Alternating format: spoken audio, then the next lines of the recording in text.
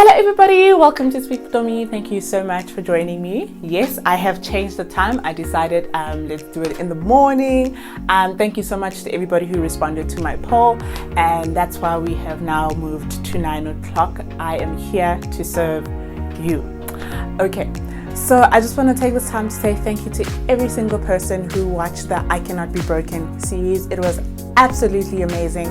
May women continue to think highly of themselves.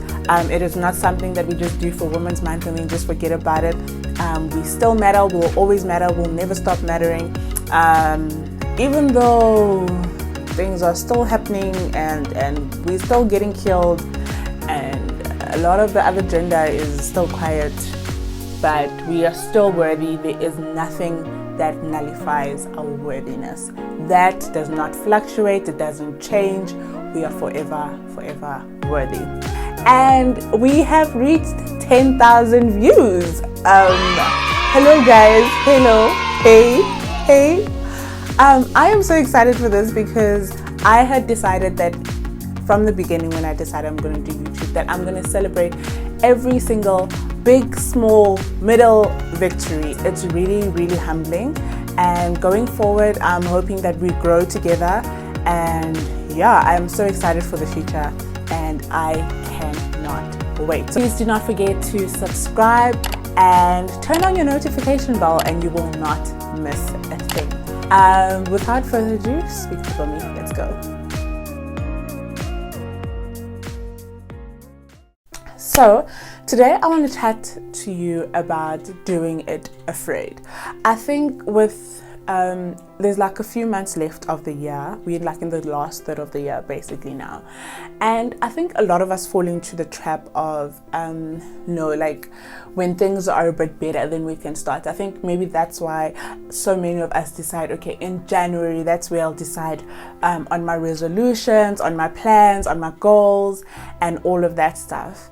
And my thing is, why not do it now? Like, why are we waiting for the hypothetical perfect moment or right moment to do something?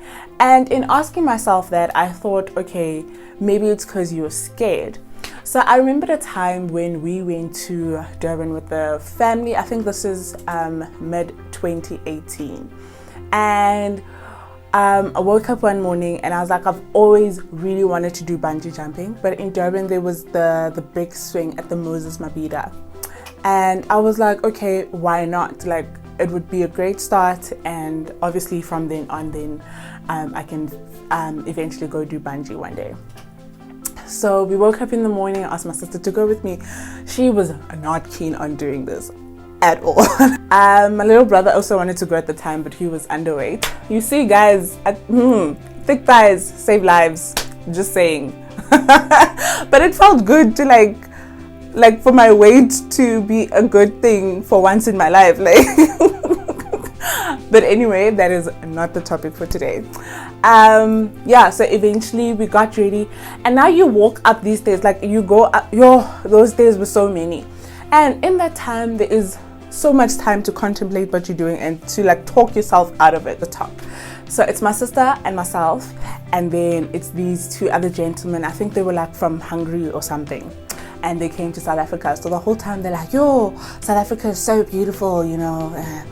And I mean, which is true, but I'm like, y'all ain't coming to like South Africa, you know. So then eventually the person at the top, I think, the instructor is basically like, okay, so who's going first? So I'm like, I'm not going first. So then the one gentleman decides to go first, and he goes, and his friend who was supposed to go after him literally quits, and he's like, I'm not doing it anymore. And we're like, what? Excuse me, like, you can't just quit. We're at the top, you've paid, they're not gonna give you a refund. And he was like, it's fine. And you know how it was like dollars to rand, so for them it was kind of like, oh, whatever.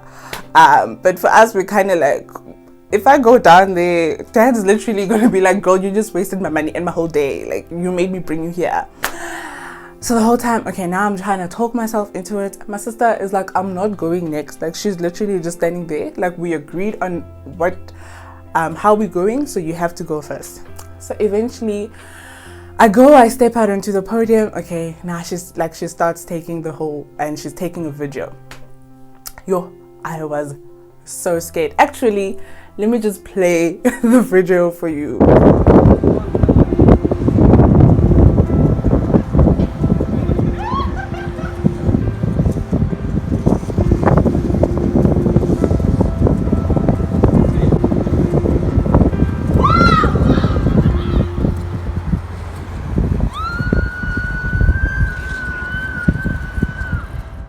So you see, from that video, the first thing that Hope said to me when I was done was like, dude, you fell badly, like, nah, like.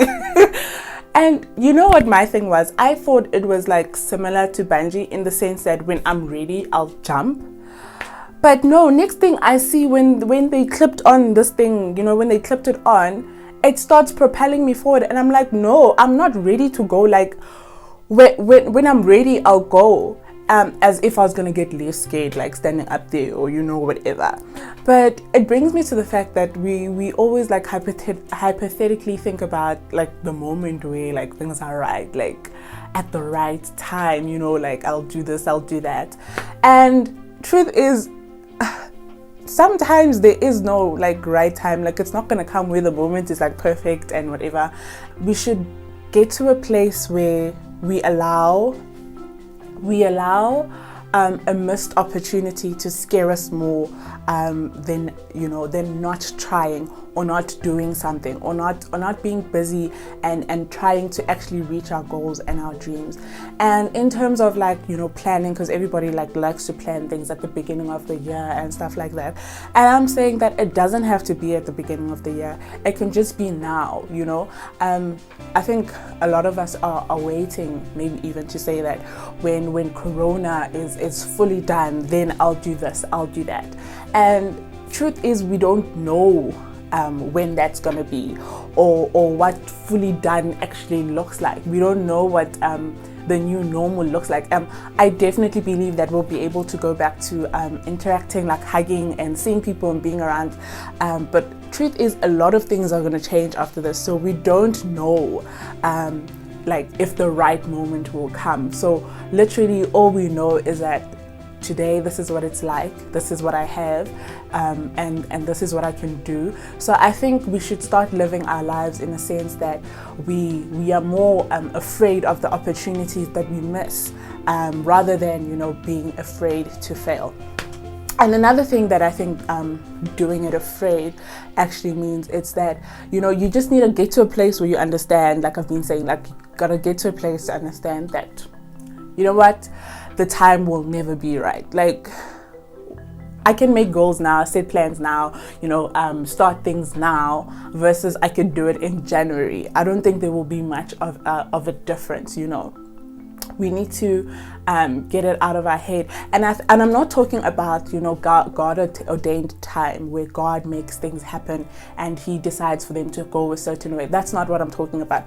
But I'm talking in the sense of, you know, how some of us are like, no, when I get married, then I'll do this and this and this, or no, when I'm not as scared as I am now, then I'll do this and this and this, or if you're me, like, no, when I'm less shy, then I'll start like a YouTube channel, or whatever the case might be, or when my social anxiety goes away, blah blah blah blah blah.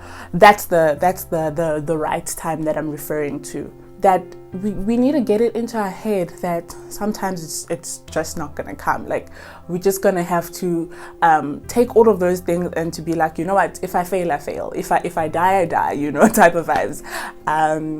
Yeah, and I think another thing is, okay, this is not something that I had noted, but this whole "it will end in tears" thing, y'all need to stop that, because your words have so much power. I mean, I know it's funny, and you know, like, and we've been saying it, like, you know, but that needs to change. We need to start saying something else, because our words have power.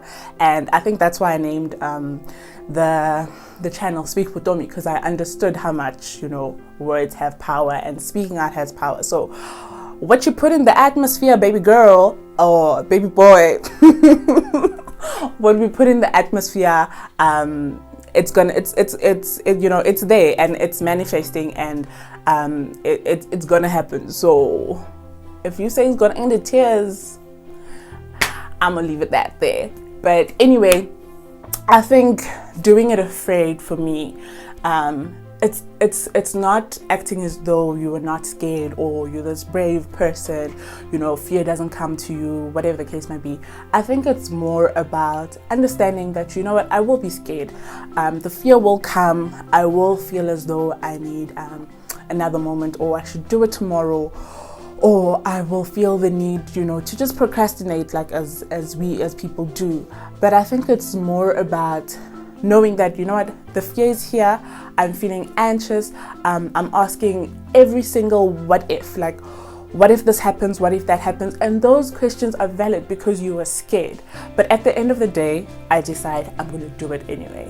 And I think no matter how scared I was, I knew that it's something that I have to do. Like the fear of going back and saying, oh, I wish I just did it and, you know, got it over and done with, would have killed me more.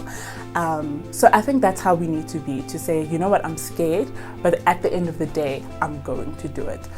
And Les Brown says this. He says, too many of us are living our fears and not living our dreams. And I think just ask yourself, why are you living your fears? Because literally when you don't do something, that's you living out your fear. But when you do, that's when you start to live out your dream. Just because you feel the fear doesn't mean you can't do it afraid.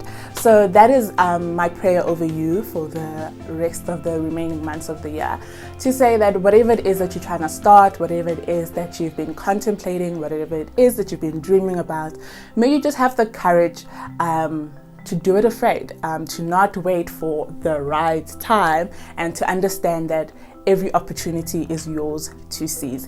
Thank you so much for watching and joining me today, and I hope you will continue to do so. Once again, don't forget to share this video and do subscribe if you haven't done so. Till next time, may you stay blessed and continue to speak life. Mwah.